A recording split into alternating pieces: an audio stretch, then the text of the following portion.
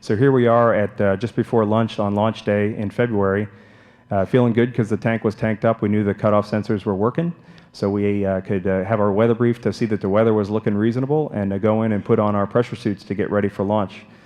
We go in, and this is in crew quarters in quarantine at the Kennedy Space Center. We put the suit on, we button it up, we pressurize it and make sure it's airtight, so if we need it on ascent, it'll work. It's also one of our last chances to kind of relax before we head out for the launch count. We were also lucky enough to take General Leihartz up with us to begin his stay on the International Space Station, which he just returned from a few days ago. And once we're all set, we walk out of crew quarters here and had a chance to wave to so many of the folks that had gotten Atlantis ready to fly. We head straight out to the pad and right up to the 195-foot level on the pad to start strapping into Atlantis. We kind of go in order, in seat order. This is me strapping in on the left side. This is about 3 hours before launch. Here's Dex strapping in on the right side. We go in first, and then on the flight deck, you can see Leland back there is all strapped in, and they're getting ready to put Rex in his seat. You can see the pad folks, the suit techs, and astronaut support personnel work really hard to get us in our seats. This is down on the mid-deck now. You can see Leo getting in, and then there's Hans going over on the MS-3 spot over closest to the hatch. Once he's in, Stan goes in, and Stan's going in at the same time as Leland and Rex on the flight deck. Just a few minutes before launch here, we're ready to go. We're excited. We heard that the weather's good, and I'll just let you listen to the launch here for a few safety systems armed. Sound suppression system water activated. QLS is go for main exit start. Exit start. There it is. Oh yeah. All right. 3 to 100. Here we go.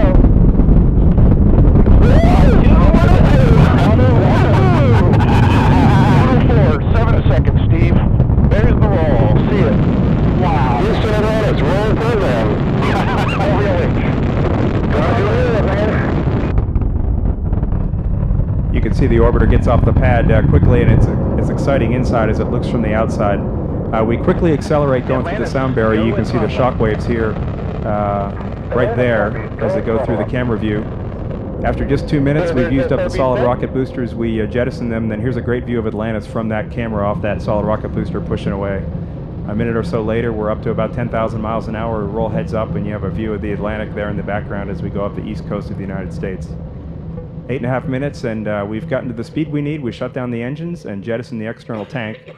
You'll see it come off here in just a second, and the reaction control jets on the orbiter push us away and get us safely clear. We do a small burn and push out in front so we can get some pictures of it.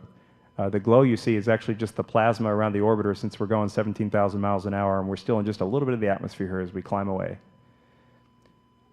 Right as soon as the engines shut down, both Leland and on the flight deck and Hans on the mid-deck start unstrapping to be able to take video and still pictures of the orbiter. And there's some video Leland shot at the same time Hans was shooting high-resolution still images.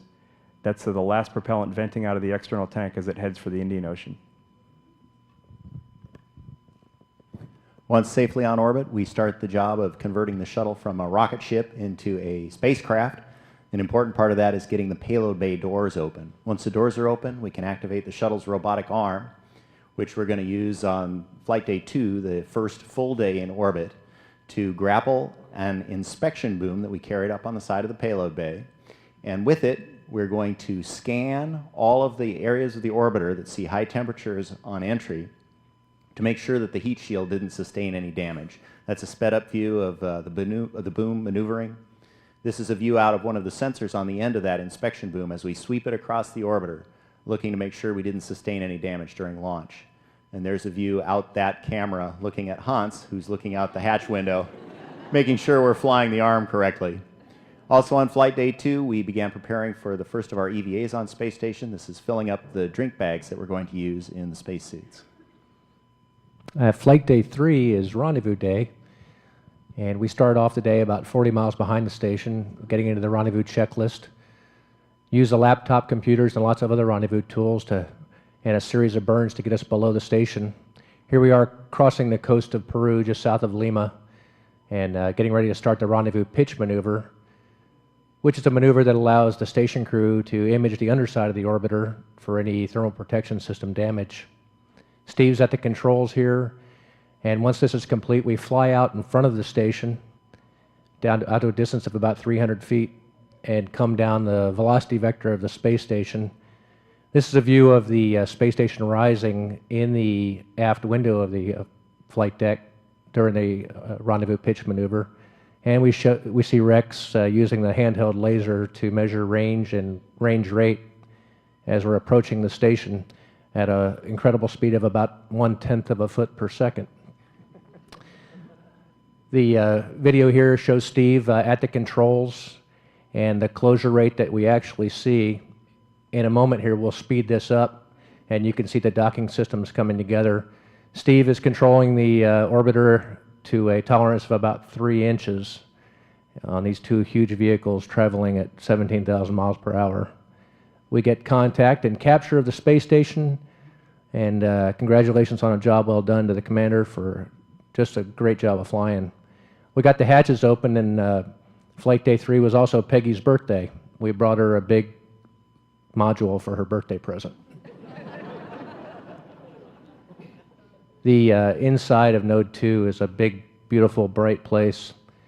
And you can see after a couple of days of being trapped on the small confines of the space shuttle, we're happy to have a lot of extra room to move around in, but also a bit clumsy as well. It takes a few days to figure out how to move around in such a large volume. But we were happy to see Dan and happy to have him become part of our crew and really happy to have the chance to bring him home. And then on the first night we had on the space station, Peggy and her crew were nice enough to invite us over to the service module to have dinner over there, and they brought out the best Russian food they had, and it was very good, very tasty. Gave us a chance to relax a little bit and see our old friends and have time off before we got into the work of getting to do some spacewalks. Here we're briefing the day before we go on our spacewalk, and then you see here the morning of the spacewalks, we got our suits on, and Peggy and Steve are getting us ready to go into the airlock, and here's Stan getting guided into the airlock very carefully. Then they close the hatch of the airlock, and we can get all the air out of there and then open the door and go outside and work. And here you see a picture when I opened the hatch for the first time on the first spacewalk, and right below me is the Swiss Alps. It was just a spectacular sight, and had a chance to look for a few seconds, and then it was going outside and get to work. Our first job on the first spacewalk was to prepare Columbus so that it could be pulled out of the payload bay and then attached to the space station. We use these high-tech power tools here to tighten and loosen bolts. And then here's a picture of Stan grabbing what's called the grapple fixture that we're going to put onto Columbus, and that'll allow the robot arm to grab Columbus and pull it out of the payload bay. So that's Stan upside down hanging on the grapple fixture. And then here he is putting it onto Columbus and gets it seated well, and then we use our power tools to bolt it on there real tight. Now, to get access to that grapple fixture, we had to take some panels off of Columbus. And here you'll see Stan in the background putting one of those panels back on while I'm working there in the foreground.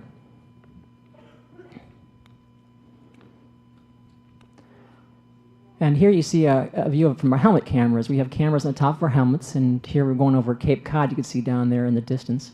And we also have helmet lights. You can see Hans here. As he's working outside at night, the helmet lights light up his workspace so we can continue working all the time we're going around the Earth. You also have sun visors and when it's sunny at daytime, and then you can put them up when your friends say, "Hey, look at me." So get to wave to them at the in the shuttle and take a picture. The second spacewalk, we were changing out a nitrogen tank that was empty on the space station. Here we're unwrapping the brand new one in the payload bay, and then I'm getting a nice ride with the new a nitrogen tank, and they're going to drive me up to the space station so I can install it. And it's a great ride on the robot arm. They drive you really smoothly and take you right to where you need to go. And then here, Hans and I are installing it into the space station, nice and snug and tight. Now, while we're outside there, we don't have our checklist for each step that we're going to do, so Dex here is inside reading the checklist and telling us each step we need to do so we stay on the timeline and work it real well. These reflections here are one of the reasons why we call Columbus our shiny module. And we have to do a lot of equipment out there, thermal protective covers, handrails. It took us EVA 2 and EVA 3 to do that. It's the favorite pastime of an EVA once he has a couple seconds just to enjoy the view to Earth. And on EVA 3, we had external payloads to be attached to Columbus, and inside the robotic operators with a robotic arm outside helped us to do that. Here you see Stan carrying solar observatory to the starboard side of Columbus. And at the end, or in the middle of that EVA, he installed UTEF, European Technology Exposure Facility. Not only that he put it there and put UTEF, the second one, on, he also retrieved, together with Rex of course, a gyroscope which has failed earlier on board, and we are bringing it back down to ground to fix it and reuse it. The end of the EVA, of course, is entering the airlock again and join our crew inside. Stan had attached the grapple fixture earlier, which allowed me to come down and grapple Columbus. This was our major mission objective, and working with Dan Tani and Leo Earhart's in the robotic workstation, we're able to move the Columbus module out of the payload bay. Now this is sped up. It was really going very, very slowly, but we could look at monitors and look at the cameras and use that to maneuver this big module, this research laboratory, out of the bay and attach it to the space station. We're now moving it to the right of the shuttle, and we're configuring it. This is a view out of the aft window the guys were looking at as we were installing it. And now we're reconfiguring the arm to allow it to line up perfectly so we can pull it in to node 2. So that's a lot of reconfiguration. And now here we go. We're going into the node 2 to berth it. A little more motion. We're getting there. Beautiful views of the ground as we go by. One little more snug, and we're there. Columbus installed. Once it's installed, we have inside, of course, also outfitting activities to do. And once we are in the lab, we have to remove a lot of launch locks. We see here Dan and Leo to install the panel, and Steve here to work on a handrail, or better say foot rail. Myself working now at an experiment level, removing launch locks of biolabor. And one of the favorite also pastimes, semi-pastime activity is taking pictures, and I don't need to comment that. It's the Caribbean. It's just breathtaking.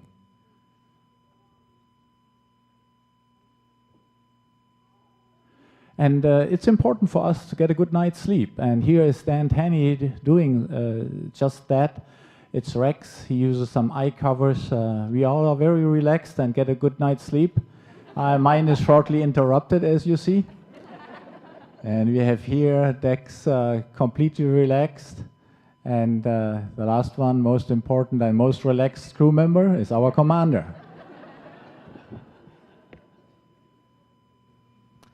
We had completed our work at the space station, and it was a bittersweet time. We had to say goodbye to the station crew and leave Leo up with Peggy and Yuri and bring Dan with us. So I'm at the controls on the aft flight deck, and we're undocking. The guys on the ground did a great job in preserving enough propellant consumables for us to be able to do a 360-degree fly around of the station for some photo documentation purposes. And it was a beautiful day, and we got some great views of Columbus with both external payloads and all the equipment attached. Space station is just an absolutely incredible sight, and it's very, very large. And it's just breathtaking to see it flying with the Earth in the background. And there's a view of Dan leaving his home in space and headed back to the house. Okay, Rex is supposed to be exercising here, but I really don't know what he's doing, but he's about to spin out of control, and Rex, watch your head there. We were playing M&M croquet with water bubbles, and here Stan is in his mid-deck locker pulling out clothing and looking where his personal items are stored. We all use those lockers to store all of our equipment. Rex is brushing his teeth, got to keep your teeth clean in space. And here we all are looking out the window, about to come home. We're very excited about coming home to see our families. One of the last moments we want to have in space, and everyone's waving. And you see Steve up in the front window taking pictures. A great time. After all the fun and camaraderie, it's time for the serious business of getting ready to return to Earth. Here is Steve practicing with the shuttle landing simulator that runs on one of our laptop computers. On entry day, we suit up in our orange suits, the same ones we wore for launch. Only this time there's no ground crew to help us, so we have to do it all ourselves. This is me helping to strap in the crew on the flight deck as they get ready now to do the deorbit burn, There's a small adjustment to our orbit, which will bring us skimming into the Earth's atmosphere, where we'll begin bleeding off the enormous speed that we got while all those rockets were burning during launch.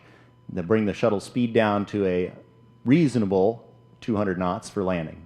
This is a view out the overhead windows. What you're seeing there, that pulsing flame, is our several hundred-mile long plasma trail that comes out behind the shuttle as we're entering the atmosphere and bleeding off all that speed. Okay, so with those twin sonic booms that they always hear at the Kennedy Space Center when an orbiter was coming home, we were headed back. The weather was beautiful at Florida, just a high cloud deck here, which you'll see we'll pop through this cloud deck, and as soon as we come out of it, the runway will be right there in front of us, right where it's supposed to be. It was Dex and I had done these kind of approaches between the two of us a couple thousand times, and it was great to see that the orbiter flew just like our practiced vehicles. Dex was talking me down through this the whole time, telling me where I was, where I needed to go, and the orbiter was flying great. If you're looking in the pilot's view on the left, it was nice to know that our families were right there on the left side of the runway watching us as we went by, and they said they could see us in the windows as we were coming into land.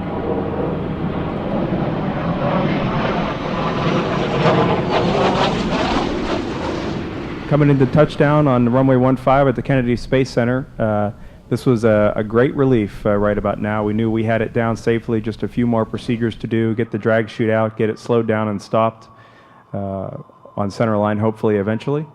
And then we just have a few procedures to do at the end, and then we can climb out of the vehicle, relax, get our pressure suits off, try to get used to the ground a little bit, get our flight suits on, and then come on out and say hi to some folks who were there waiting for us to welcome us home. A lot of people that had helped to get Atlantis ready and that were happy to have it back so they could get it ready for the Hubble mission this fall.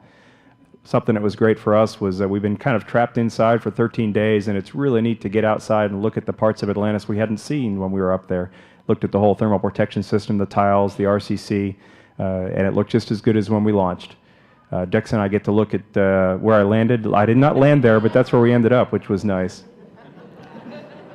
One last chance to get some pictures together, but what we really wanted to do was get on the van and head back to crew quarters, because that's where our family was waiting for us. We hadn't seen him for 2 weeks, and we couldn't wait to give him a big hug and be glad to be home.